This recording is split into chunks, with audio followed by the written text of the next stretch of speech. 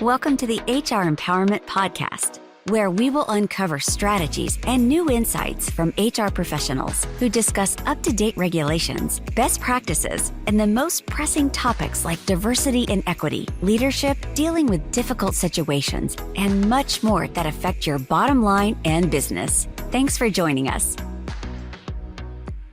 Hey everybody, Wendy Sellers here, the HR lady. We are here today talking about connecting business practices to the employee experience. And man, we're all over the board, and this is like awesome. I'm even learning in this conversation here, and it has my brain going, okay, I got to remember this. I got to talk to this client about that. It's always so interesting. We have a very special guest, Michelle Griffin. How you doing, Michelle? Hey, good. I love everything that you're telling us today. You're always so full of knowledge and information. I just love, I geek out talking to you. And then of course we have my co-host JC with us. Aloha. Hey JC. It's a pleasure. Hey, you just brought up, a question in the end of the last session about discriminated against the elderly. Yeah. I'm sorry. I meant it was sending stay surveys to your executive court. Sorry, I didn't mean that. Do not discriminate against anybody, please, folks. Bad jokes here. Stay with us, though. We're getting to a point. Yeah, we really are. We already were planning a talking about, being human and being humane. So all of this leads into that, which is understanding your people, whether it's a generation and then into the sub-generations too of somebody who is in the beginning of a generation and then other people that are at the end of generation are still going to be different. So I'm not a big fan of grouping everybody into a 20-year span. And as you get older, you kind of assimilate a little bit more, but there's no way a 20-year-old is similar or comparable to a 35-year-old, right? Yeah, and I have a problem with that too, and so do a lot of people. And the problem with that is I am born at the cusp of Gen X and Millennial. So there's quite a few people that have tried to, I forget, there's just a whole segment of people when they're in between generations that don't identify with either or slightly identify with both. And there's that huge problem with science jumping people into or grouping them into a huge generation gap like that, when, yes, we had defining moments as, economically and, just from, the tech era is the biggest identifier in 9/11 for the millennials. But, and I'm sure, Wendy, you're the same way. I remember, before the internet, I remember, before cell phones. I mean, I got my first cell phone in college, and that was a little Nokia thing where it was like paper text. And, it's like, and if you did text, you had to push the same button 3 or 4 times. So and if you messed up, you got to start all over again. Yeah, but you could drop that phone 30 times and it would still work. That's all I got to say. Exactly. And, and now it's like the same people that are in our generation like that are, people that, grew up with it and never knew anything different. Like when you're older than Google kind of thing, it's like, I remember the Dewey Decimal System, things like that, where it's like, it defines how you work, who you work with. And, then there's the stereotypes of, being computer illiterate and things like that. Yeah. And, thank you for bringing that up. And I really do, folks, be careful when you're grouping people into categories, because if you're being human or humane, you really have to talk to each employee individually, because just because they're X age doesn't mean they act that age because of where they grew up, who they grew up with. Maybe there's, multiple generations living in their household. So they actually have, adapted behaviorals and skills to those generations. So don't judge is my point. You have to, you being HR and you being the managers, have to get to know each and every one of your employees individually. Then on top of that, as Michelle already brought up, things like 9/11, COVID, natural disasters, worldwide events, wars, we have in Florida, we have hurricanes, we have everything. And then we also, what has been happening the past couple of years is, public outrage on topics like abortion and gay marriage and you name it. There's been a lot going on in the past couple of years, and that affects everybody, no matter which way you believe in it, that affects everybody. Hey, Michelle, remember the time or before the time when we never talked about these things at work? It was like bad, like no. You never talked about abortion. You never talked about politics. You never talked about anything political that was going on. Mm-hmm. And now it's commonplace. I'm not saying it's right. I'm not. I remember right even during hiring, if you could look at people's social media and see what they were posting and, you still can make hiring decisions based on what they post and what kind of political sides they take. Gun rights and things like that are also really a hot topic. And it's, I remember kind of having conversations about if someone had a posting about all these, issues and where they stood, like, what do you do if it seems dangerous, especially if it's, about gun. We actually chose not to hire somebody because of this, but it was about gun rights. And, the company had recently gone through a massive scare for, a shooter in the building. We actually needed to have private security and FBI on site for a lookout for several weeks. So the company was very overly sensitive for things like that. And then it continues to get more diabolical and, dangerous when it comes to some of these topics and how fanatical people are getting. And especially when it comes to even now power outages. I'm sure there's been many conversations, and unfortunately the state is escaping me.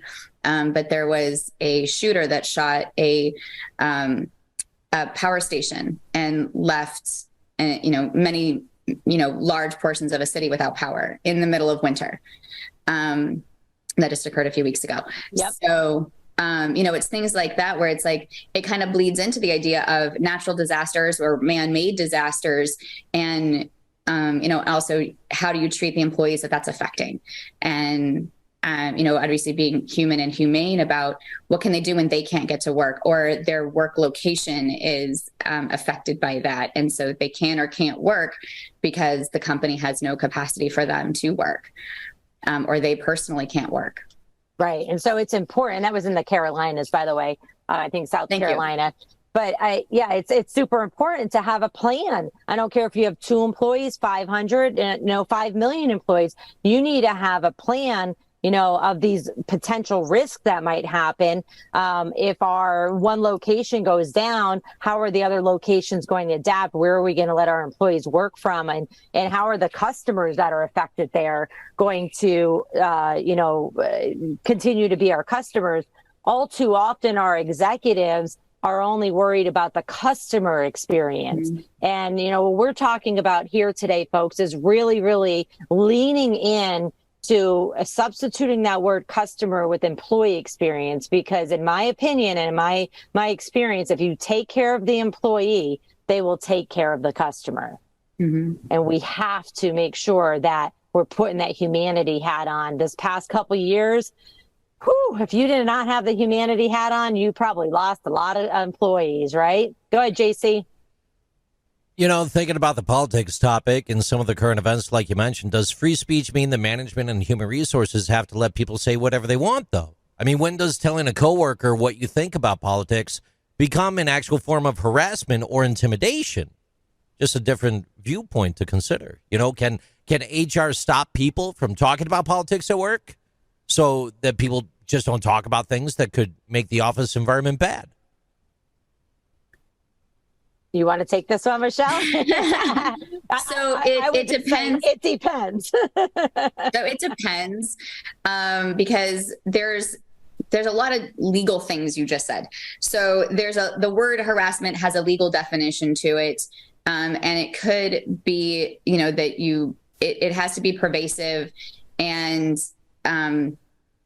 so it gets to the point where it's how is it harassment in a way that is a hostile work environment, or is it threatening? How often is it happening? How severe is it? So pervasive and severe, things like that. So it definitely comes down to, and this is the hard part of HR, because you have to walk a fine line between the law and what's fair to the company, and how do you help the company manage its policies and procedures. Perfect. Excellent point. And to supplement exactly what you're saying, and here's the exact reason I brought it up. There are some jurisdictions that protect the political expression of employees. And California, Colorado, Guam, Louisiana, Minnesota, Missouri, Nebraska, Nevada, South Carolina, Utah, and West Virginia actually prohibit employers from retaliating against employees who engage in political activities, as do the cities of Seattle and Madison, Wisconsin.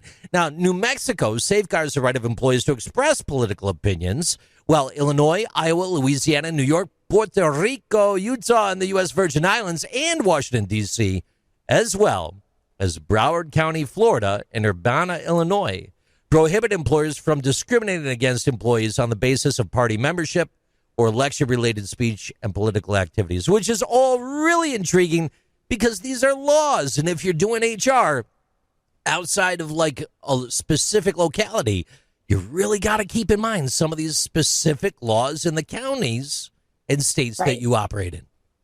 Yeah. And in most companies, not all, but most companies have some remote jobs or all remote jobs. So if you're hiring people remotely in other states that you're not used to working, or even other counties, like you just mentioned, JC, you need to know those laws. So it's okay to hire somebody there, but you better get on a few webinars and say, I need to figure out the HR laws here. And that plays directly into being humane, though, too, right? Because we're abiding by the laws. That's exactly what I was going to say. I was like, there's only so much that you can, you have to balance the law with being humane. And it's like, how do you handle that situation when you're trying to be fair and human and humane, and just, be, really feel for the person that's in those situations and be empathetic to them, and, build your company in a way or that you want to treat people in a way that you want to be treated kind of concept, versus, following the law and say, I have to do this because the law says certain parameters are set.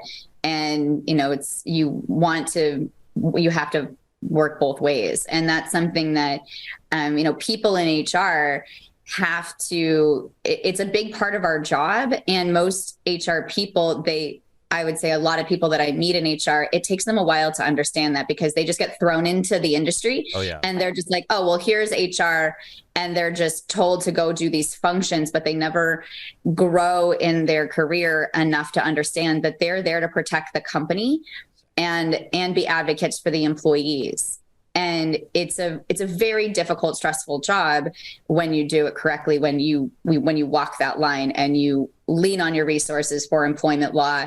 And you also are, knowing how to interpret the laws in a way that when you do speak to employees, that you're not breaking the law when you handle some of those situations. 100%. Speaking of leaning on your resources, we are going to be right back with our last episode of, and we want to share some advice and more tips for connecting the employee experience to the business outcomes. We'll be right back. Thank you for joining the HR Empowerment Podcast, brought to you by Aurora Training Advantage. We hope you've gained new insight and strategies to navigate the HR profession. We look forward to you joining us again on the HR Empowerment Podcast.